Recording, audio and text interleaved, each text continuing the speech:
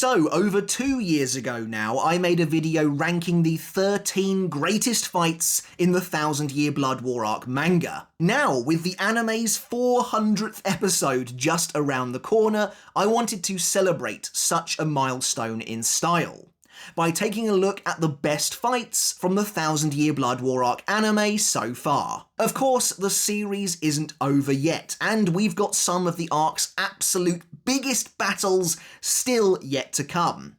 But to me, that's why this feels like just the right time for this video, with the first of the tentpole endgame showdowns against the Schutzstaffel beginning at the time of recording tomorrow.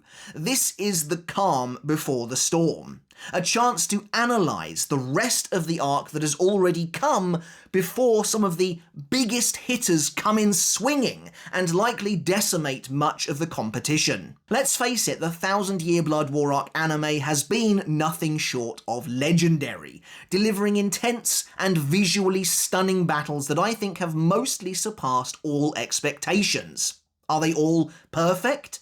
No, but for the most part the anime has managed to capture the bloody, brutal chaos and desperation of the arc very well, and in today's video I'm going to rank what I feel are the top 10 fights from the anime adaptation of the arc so far, plus an honourable mention. Of course, this is just my own personal, totally subjective list, and as always I'd love to see what you think down in the comments. What placements do you agree with, if any, and where did I miss the mark? How closely do our opinions align? Of course, there's quite a lot of fights in this arc, and so quite a few of them haven't made the list at all. That doesn't mean I hate them, it just means they weren't quite good enough to reach the top 10. Before we get started on the video, guys, make sure to hit that subscribe button down below to keep supporting the channel, to keep getting all of my videos. I really do appreciate the support. And so, without further ado, let's take a look at what I feel are the best fights from the 1000 Year Blood War arc anime so far, and a huge, happy 400 episodes to Bleach. Alright, let's kick things off then with our honourable mention. And that's going to be Komamura versus Bambietta from episode 17, Heart of Wolf. Yes, I'm a well-known fan of Komamura's already, but I love the way the anime depicted this fight.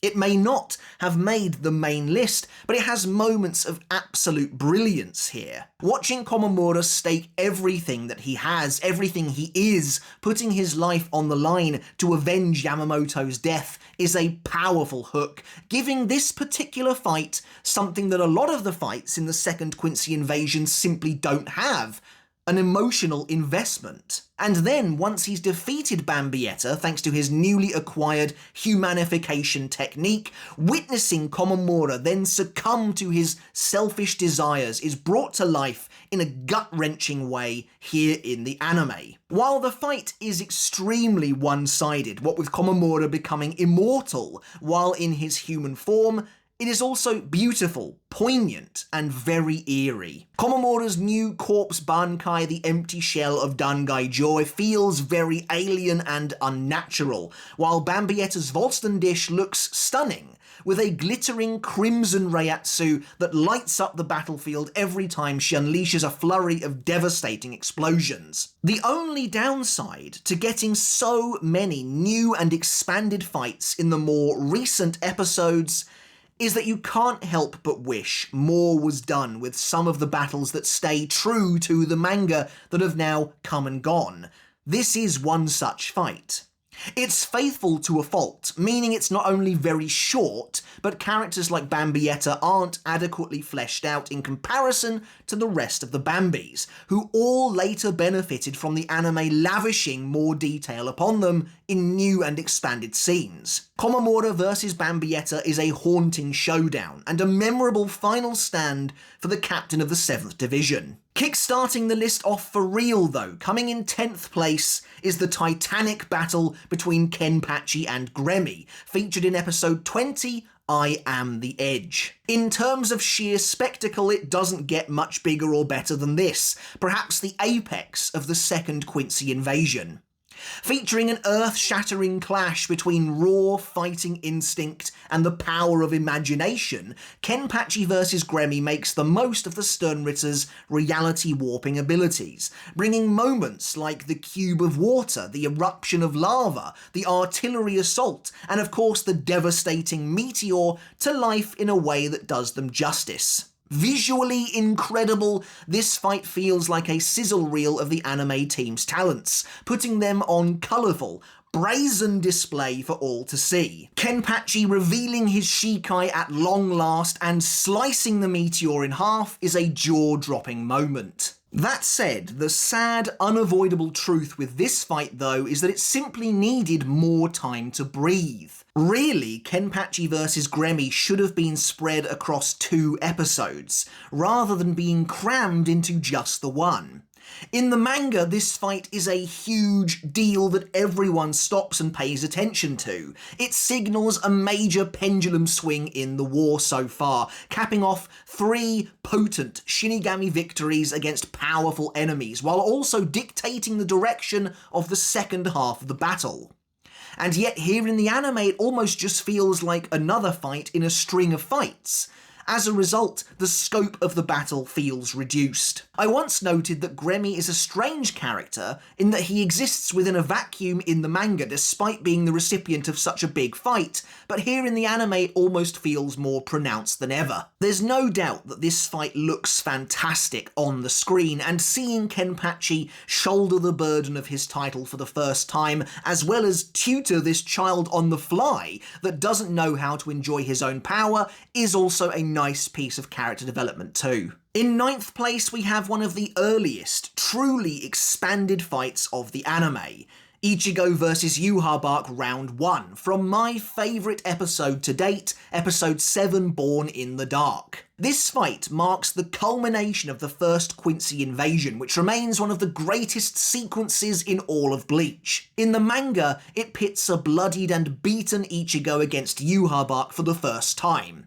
Yet, despite Ichigo's best efforts, he is swiftly defeated by the Quincy King. The anime takes things up a notch, however, surprising us with a true duel between the 2 enemies.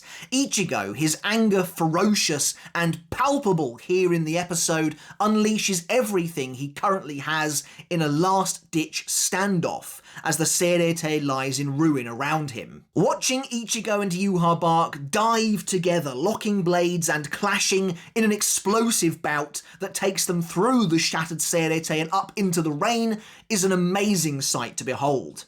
Although Yhwach is still much too strong for Ichigo to deal with, Ichigo never gives in, roaring at the top of his voice as he continues to fight. Whether that's launching a point-blank Getsuga Tensho at Yhwach after being stabbed in the neck, or attempting to destroy the Quincy King's new anime-exclusive ability Qualkreis before the crackling blue arrows devastate him completely. It's a brutal smackdown, but Ichigo never loses the rage that fuels him. You really get the sense, the understanding, that he's arrived too late, but he's going to try and win even if it kills him. Most importantly, with the route the anime takes as of Core 3, this first battle now sets the stage for their eventual rematch, establishing Ichigo's target as Yhwach leaves him with some truly life-changing revelations to grapple with. In 8th position we have one of my favourite fights from the manga, Zaraki vs Unohana, taking place across 2 episodes in part 1.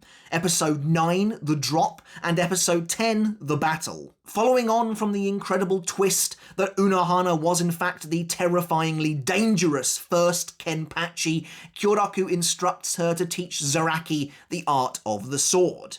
But from their battle deep within the shadowy prison of Muken, only one warrior can emerge alive. The premise is a little bit contrived, and it'll never not be a shame that Unohana had to die here in order for Zaraki to succeed, but their battle to the death is adapted wonderfully in the anime. As the first Kenpachi, Unohana looks truly frightening, truly wraith-like as she dances around Zaraki, carving him up over and over again. While the battle begins in the darkness, the two characters lit only by slivers of silvery light, white sparks flashing from the crackle of their blades, the fight is truly elevated once Unohana activates her bankai. As the dungeon is bathed in the hellish red glow of blood, the two demons come together in an animalistic yet elegant display. Unohana's bankai, while not explicitly explained, is given ample expansion here, to the point where we do now understand what it can do. And as a manga reader, that was answer enough for me after so many years. While I wish the anime had fleshed out the history between these two characters a little more, I still absolutely love what we got here. From the manga-accurate choreography to the realisation of their inner love of fighting, stripping the two down to their most instinctual forms in a sea of blood. Again, while it's disappointing that Unohana had to die, she absolutely goes out in style here. In 7th place, we have the fight that I once ranked as being the absolute best of the 1000-Year Blood War arc in the manga, and that's Ichibei vs Yhwach, the epic conclusion to part 2 of the anime, spanning 3 episodes. Episode 25, The Master, Episode 26, Black, and Episode 27, A. I once described this fight as fanfiction come to life in the best way possible, and that's all still true here. Seeing the all-powerful leader of the Zero Division taking on the once sealed Quincy King at the foot of the Royal Palace is still an amazing, unbelievable event and a milestone moment in the story of Bleach. That being said, for as good as this fight is here in the anime, I don't think it quite lives up to the heights of the manga's version. There's a greater sense of urgency and impact in the source material, and of course I think Ichibei's ink-themed powers simply translate better to the page and Kubo's own artwork than they do the screen. Every hit, every spell and counter lands with more heft, thanks to Kubo's incredible penmanship. I mean, you only have to look at some of these pages to realise he was absolutely giving it his all here. Admittedly, due to how incredible I do think the manga fight is, I went into this battle in the anime with astronomical, unrealistic expectations. I was hoping for something similar in scope to Yamamoto vs Royd to cap off part 2, but we didn't get that here. However, it needs to be weighed fairly against what we did get. There's no denying that Ichibei vs Yhwach is the sole focus of the battle in the Royal Palace in the manga, whereas here in the anime, the team has tried to give us the best of both worlds, by also fleshing out the battle between the Zero Division and the Schutzstaffel, which was one of my biggest personal requests going into part 2. So, not only did they deliver in spades, specifically what I was asking for, but they did a fantastic job, and so I'm very grateful for that. Ultimately then, I think this is a fight that will continue to improve on subsequent rewatches, and continue to cement itself as one of the very best from part 2. And there's no doubt that Ichibei vs Yhwach absolutely has its moments as well. For example, the anime's depiction of Futen Taisatsuryo is artistic and wonderful, bringing this divine ability to bear in a way that feels truly creative and unique. Finding ourselves back in the second Quincy invasion, Rukia vs Äs Nödt takes the 6th place spot, which is saying something, as I felt this was the best fight of the anime at the time of its release. Taking place in episode 19, The White Haze, this fight sees Rukia, newly returned from the Royal Palace, facing off against the terrifying sternritter that nearly killed her brother. The anime really gets everything right here. For starters, Äs Nödt is an incredible villain in this fight, with blood-curdling voice acting that completely blindsides the audience, and a shockingly grotesque and fantastic holy form that looks amazing in the episode, with not a single skin-crawling detail spared. Äs Nödt's power of the fear is lovingly recreated here as well, with the character's sinister monologue accompanied by weird and pitch-perfect imagery. The pacing also feels excellent here. The anime successfully adapts the almost 5-chapter long fight into a single episode, and it doesn't really feel like you're missing anything. Meanwhile, Kenpachi vs Gremmy, a fight that's almost double the length of this one, was afforded the same amount of time. How does that work? But of course, the crowning achievement of this fight is Rukia's bankai revealed at last. The pressure was on to get Haka no Togame right, and I think the anime team completely knocked it out of the park. Rukia's bankai is one of the series' most stunningly beautiful designs, and the team behind the episode clearly understood that, even including additional small details, such as creating Rukia's gown out of ice itself, giving her a glassy, statuesque look. Really, I feel the same way about this fight as I did when it first dropped. It is fantastic. It's faithfully adapted right down to every piece of dialogue and many of the panels found in the manga itself, but it is also crucially given the room to breathe it needs at the same time. Sandwiched between Renji vs Mask and Kenpachi vs Gremmy, to me, Rukia vs Äs Nödt feels like the standout fight of the three, the only one that isn't rushed or chopped up, and it benefits greatly from that care. Well, it's taken us a while, but we've finally reached our first fight from part 3.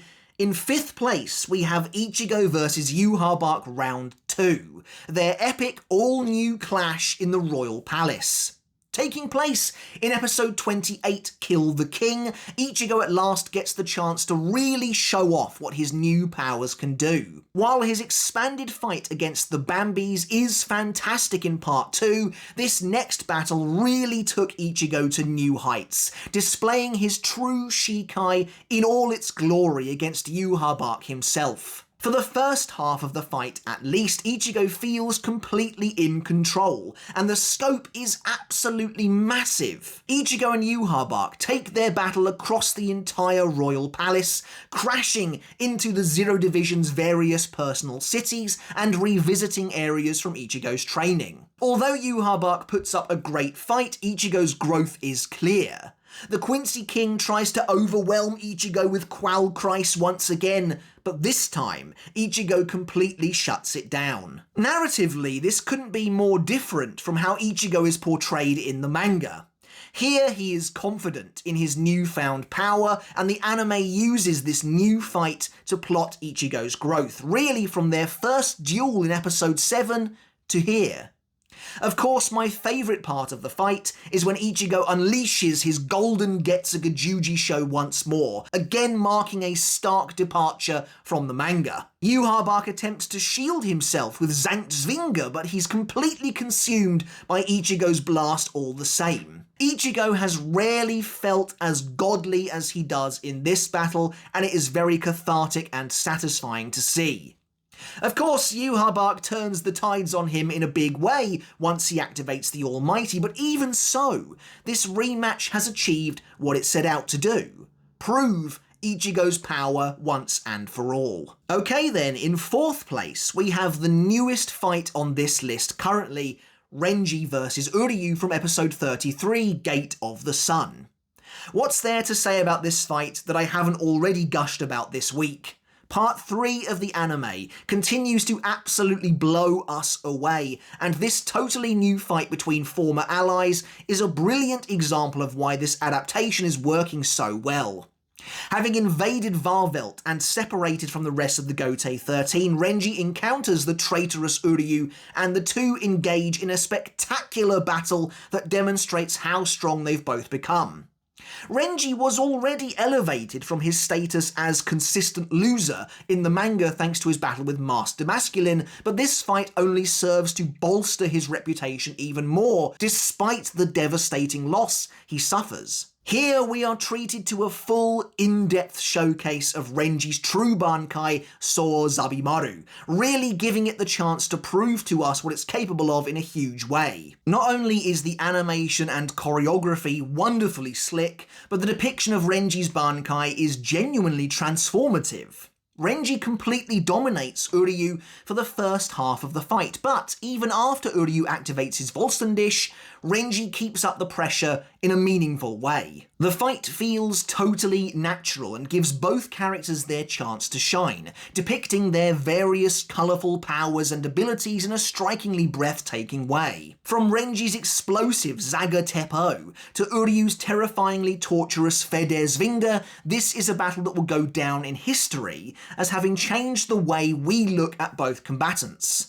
Really, their stocks are only continuing to go up. In the end, Uryū scores yet another win, but Renji manages to come away from the fight feeling like a winner in his own way, which speaks volumes as to the outrageous and surprising quality of this battle. Earlier in the list, we discussed Ichibei versus Yhwach and how it was the sole focus of that portion of the story in the manga, despite the concurrent fights between the Zero Division and Yhwach's Schutzstaffel. That always felt like a regrettable decision that Kubo was forced to make, which fight to focus on.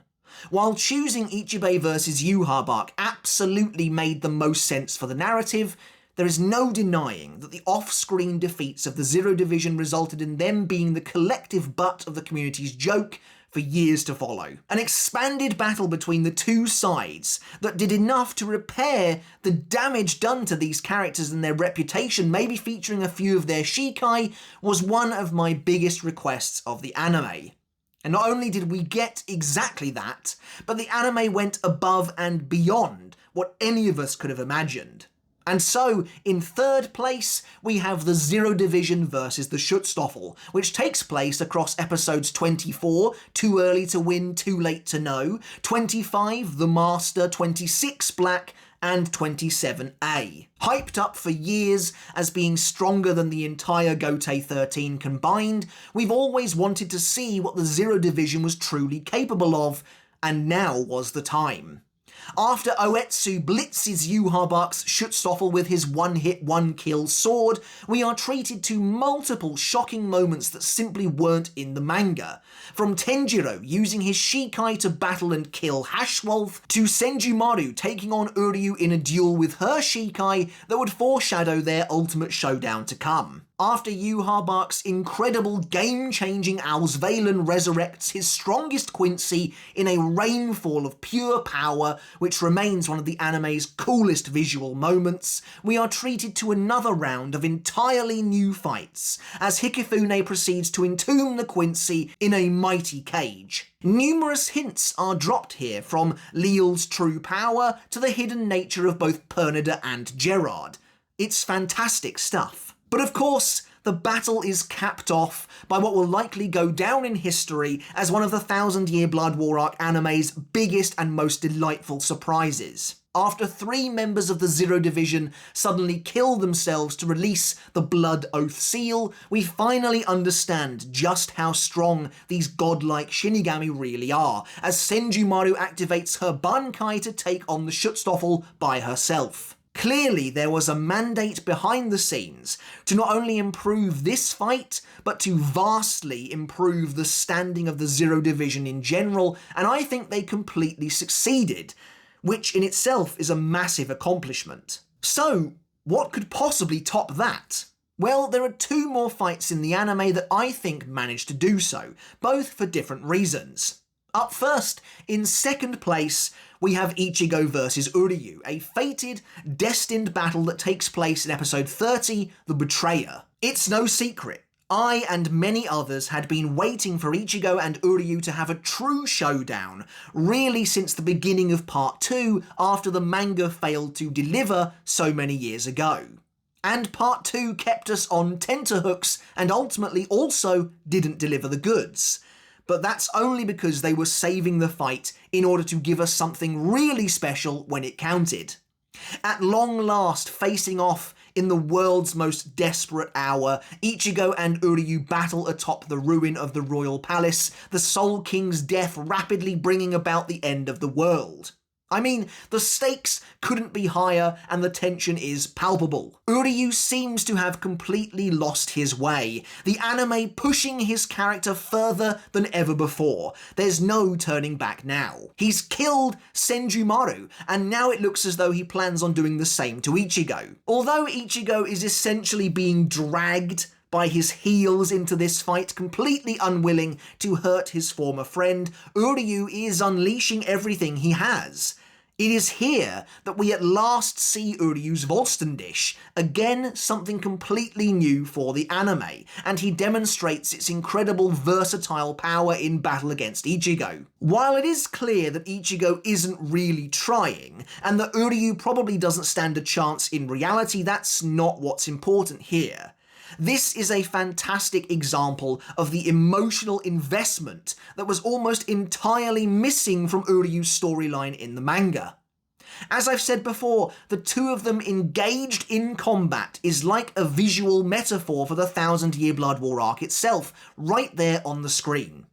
1000 years ago it was Yamamoto and Yhwach. In the present day, it is Ichigo and Uryū, symbolic of the eternal conflict between their two races. And I mean, the spectacle is absolutely there as well. This is one of the finest animated episodes in the series to date, and the battle between these two former friends looks truly beautiful. This was a showdown that had been anticipated for a very long time, and the team didn't disappoint. Not only that, but it ends in a truly shocking way, with Uryū blasting Ichigo through the side, seemingly doing everything he can to prove his loyalty to Yhwach under the watchful eye of Haschwolf and the Schutzstaffel.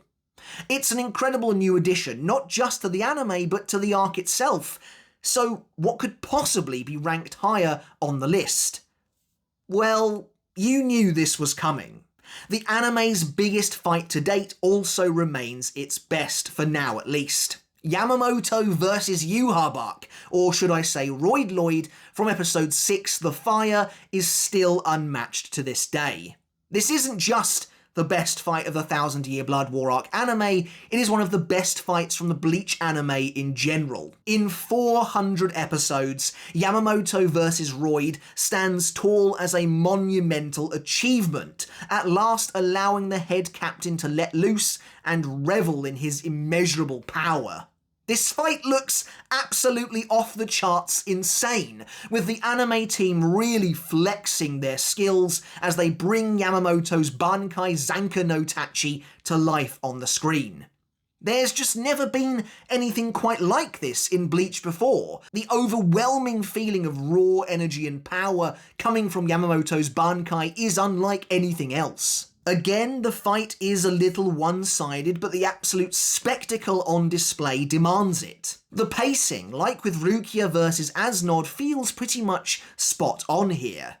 Dedicating an entire episode to this unforgettable fight was absolutely the correct move, allowing Zanka no Tachi to breathe as Yamamoto cycles through its various abilities, drenching himself in blazing flames and raising an army of charred skeletons before unleashing the very power of the sun itself in a tempestuous wave that might be the single coolest looking thing the anime has put to screen to date. In the anime, we're also treated to various flashes back to the war from 1000 years ago, as Yhwach relives the horror of that blood-soaked battlefield once more, staring down the unending fury of Yamamoto himself. Sure, the ending of this fight has always been contentious, it has never been all that satisfying, but that's an age-old issue that, in my opinion, frankly also applies to Ichibei vs Yhwach and Kenpachi vs Gremmy as well, to name a couple. Instead,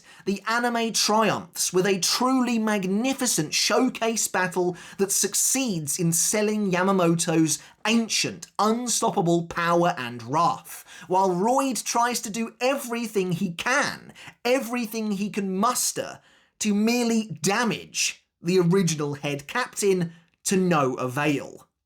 Only one question remains. Will we see a fight on this level again in the rest of the 1000-Year Blood War arc anime? Alright guys, but that's it for today's video. As always, I really do hope you enjoyed it. That was my ranking of the top 10 best +1 honourable mention fights in the 1000-Year Blood War arc anime so far.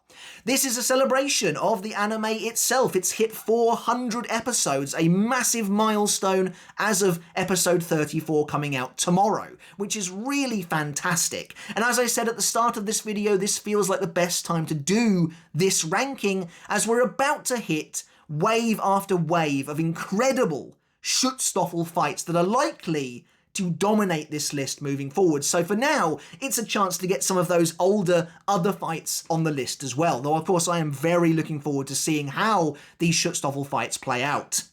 But that's it from me, guys. As always, I hope you enjoyed the video. I hope you took something of value away from it as well. And remember to let me know down in the comments below which fights from the 1000-year Blood War arc are your favourites, and yeah, sure, why not, which are your least favourites as well. Which ones did they do justice to, and which ones you think they could have done slightly better with. I'd love to hear all of your thoughts down in the comments below. And as always, I want to end the video by saying a massive thank you and giving a huge shout out to my wonderful supporters over on Patreon who help make this channel possible.